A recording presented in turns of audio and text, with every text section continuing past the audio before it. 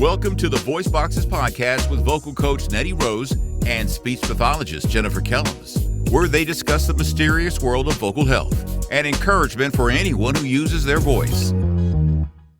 Hi, I'm Nettie Rose. And I'm Jennifer Kellams.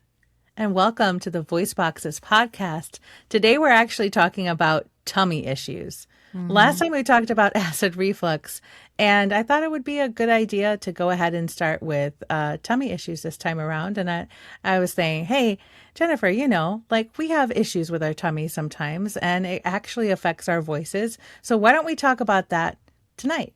And we actually got a lot of questions with, we did talk about acid reflux, and it's like, okay, but what about the tummy? And I'm like, oh, okay, there's that part too. I mean, they're icky subjects, honestly. It really is. I mean, but we are human. Things happen, and, it's something that affects us on a daily basis.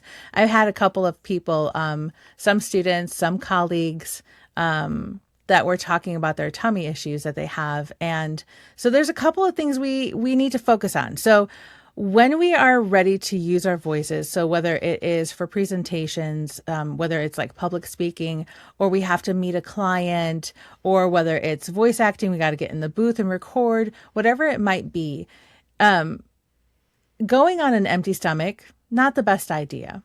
There's all the gurgles that happen. Your stomach starts yelling at you. I mean, hangriness is something, but you really don't want the interruption, or you don't want the noises from your stomach to be louder than your actual voice. I don't think that's a good idea. Do you? Oh, no, absolutely not. And likewise, you don't want to go into a meeting or recording. Oh my God, I have so many noises. Right after you've eaten either, because now you have all of the digestion noises from your esophagus relieving pressure, your stomach making gurgly noises for different reasons now. Right. So the churning. You have to find this happy middle ground of like, all right, I've eaten. I, don't get in the pool for a half hour afterwards. Don't get in the recording booth for a half hour. Right. It's true though, because it causes the pressure changes in the body, especially if you've overeaten a little bit. I'm not judging. I've been doing that a lot lately. I've been eating a little bit too much lately. I feel like I'm almost getting ready for winter, but it's spring and my body's in survival mode in a weird way. But when we expand our stomachs because we've gotten to capacity, that causes more pressure in the body, and that causes more pressure for our breathing because there's more space that's been filled up with food, and it makes it more difficult to breathe a nice deep breath and to utilize our air. So and the esophagus, as it's pushing food down, it's kind of like a tube of toothpaste. So it's squeezing things down, and in order to relieve pressure from the two sphincters that we talked about last week, it's got to relax and, let the air out one way or the other just to relieve that pressure as it's pushing down the food, the bolus. Right. And we have to give it time to settle. So we need something there to prevent it from being special. We also need it to have some special settling time. Absolutely. Yeah. A couple of my students, would notice that all of a sudden now they started burping, well, it's because you're sitting there and you're inflating and deflating and inflating and deflating. And so you're causing all those shifts to happen. And then the air has to go somewhere. So burps are more natural to happen, especially because you've just started to digest your food. Right. So keeping that in mind, you don't want to have that all of a sudden, excuse me, especially if you're presenting in front of people or having like clients that you're talking to, that could be kind of off-putting. Right. I don't know if this is true, but I saw a picture of somebody on Instagram and they were recording, I think it's at Penguin Random House, like their recording studios, and they actually give you like two like giant, almost like Squishmallow type pillows, one that you can like have behind your back and be comfortable, and one you could actually like put on your stomach to cover the. Oh, really? Like they actually mentioned like, I like this on my stomach to cover my digestion sounds, and I was like, that's actually a good idea. If you like really, really need to get in the booth and you need to like grab some food real fast, and you're like, I'm just going to put my pillow on top of my tummy, but you're still going to burp. So it doesn't really work. Yeah. I mean, it might muffle a little bit, but yeah. Yeah. Now, there is the thought process, though, of the stomach flu and food poisoning. Mm. And that's been a culprit for me. I don't know if you've had this experience before, but I was so sick, but I had this audiobook I needed to finish. And, running to the bathroom is not fun. But the worst part wasn't even that. The worst part was like all the gurgles and the craziness that was happening for hours upon hours. And for actually a couple of days, it took me like 3 or 4 days before things settled down where it had quieted down enough for me to feel, it was so Yeah. annoying. But I and couldn't so record like that. That no, First I of mean, all, that you had to physically sit sounds there and awful. wait, You're right? like, all right, tummy, you done now? Mhm. I Yes, like to just like punch my stomach awful. with my fingers, just like quiet, Right, right. Shh, like it's shh, sentient. it's not your turn. Right. One of my colleagues, she was telling me like she has a book to narrate as well, and she was like, "Oh, I'm just dealing with the stomach flu." She was like, "It is Awful. horrible." So that could be So an issue aside too. from waiting, which Mm. is optimal, um, what are some other things you suggest for people that are like, all right, I gotta like eat and go, and you're still Actually, gonna have something like, carbonated, because that helps speed up the process a little bit, and it does help expel some of the air. So it can kind of like assist, I would Mhm. say. I like Coca-Cola, but I don't necessarily recommend that. So I would say something carbonated, like maybe a sparkling water would probably be the better choice. like some Um, La Croix. I love some La Croix.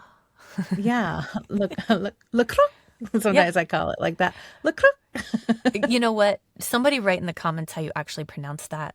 So yeah, I've heard like LaCroix, LaCroix, LaCrux. Some LaCroix, people, LaCroix. Yeah. There's no I, but yes. I've heard, right? yeah. I don't Yeah, know. I It's literally was doing delicious the other day. however you Look, pronounce it. We are not sponsored by LaCroix. look, We're not sponsored croix, by them croix, yet. But if you croix. want to sponsor us, you can email There you us go. below. Yeah, and tell us your favorite flavors too, Yes. while we're at it. Oh, I actually tried a sparkling Coca-Cola one. Like it's not Coca-Cola, please don't come for me. But cola. Let me rectify that. A sparkling water cola flavored. It was by Liquid Death. Wouldn't that just be Coke? No, it's just like a tiny bit of flavoring. Instead of it being like a lemon flavor sparkling water, they made it taste a little bit like cola. So then you feel like you're drinking a soda, but you're actually drinking water. Oh, how interesting. That's a good gateway to cut yourself off if you're like trying Yeah, to. that's what I That's a was great thinking. idea. Yeah. So I'm like, all Okay. right, I'll just go for that instead. So, cheers to you, Liquid Death. We can pronounce your name. We are Right. also not sponsored by Liquid Death, but if you wanted to sponsor us, let us know. Right. Right. Oh, there's also techniques that you can actually eat your food in certain orders to be able to calm down the digestive system. And Really? so, like, you have like heavier things that, like meat, for example, Hmm. and then you have like the leafy greens. And if the leafy greens stay in your stomach above everything else that's kind of digesting like the heavier things, then it could be more gaseous. So starting with the leafy greens first and having that start to break down first will reduce the amount of gas that gets built up in your stomach. So there Interesting. are techniques. Strategic eating. Yeah, And then, of course, if you are so inclined to take the medicinal route, there's always Tums. true. Or Not a Beano. fan. Not that I Beano, dislike yes. Tums, but yes. Just, Yeah. I try to keep it, natural. But yes, I have taken Tums. I've even taken Beano sometimes just to like Yeah. Yeah. quiet. So, True. I've done the patting tricks of the where I booth. pat my stomach and Oh like yeah. burp myself like a baby. You sometimes you got to make room for You do. more for dessert. All you can eat sushi like I did today. That was delicious. Yes. Ooh, that does It sound was really good. good. It was Ooh. really good. But I was really disappointed because the lunch did not have the sashimi. It only had sushi options. So I'm like, I wanted some sashimi stuff today. So So it wasn't all you could eat. It was all you could eat of what no, we it have. was, yeah, False advertising. I know. I was Yeah. dealing with it. Yeah. It still worked out. Oh, water is good too. Water can help fill in the gaps and make less air bubbles stick around for a long period of time. I've had So. people that, definitely like when I have a sore tummy, I go straight for like a soda water. And actually, when I was a kid, it was like Sprite. My mom gave me Sprite, and I was like, oh, I don't want the sugar out of the soda water. But I have another friend, and she uses more like Asian medicinal tactics versus Western tactics, medicine, whatever it's called. Nice. And she does like just warm, still water. And she was like, that just settles your tummy so much. I haven't tried it yet because I really just like soda water.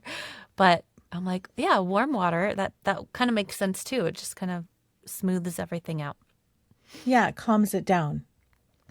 So Fills in the gaps too, I think. yes. But see, I don't want more in my stomach when it hurts. Yeah, true. Some people use whiskey or alcohol, some That's my liquors or jam. whatever. Some people have actually rubbed it on their stomach. Some people actually ingest it. So again, I'm not condoning or judging or anything like that. But that's an old wives' tale. Nope. Nettie said we could have bourbon. If our stomach hurts, I can have bourbon. Shoot. Right? Oh, alcohol can help you hit higher notes. We'll talk about that in a future episode. Really? Because, because it dries out your vocal cords. So interesting. And then you're not as cautious. Yes, that's true. That's true. Go to the moon. I don't, it's technically not tummy issues. I had a physical therapist. So I always say my physical therapist told me to. If you ever have like cramps, she's like, just have a beer. Like that little bit of alcohol will like relax those muscles. Now, if you are underage, don't do that. 100%. Don't do it.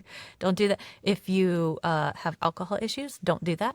But, if you are one to partake once in a while and you're like, I have cramps, get yourself, try it out. See if it works for you. It becomes kind of like a muscle relaxer. Yes. Yeah, I actually had a little bit of this Arabic called Ada liquor, and it's pretty cool.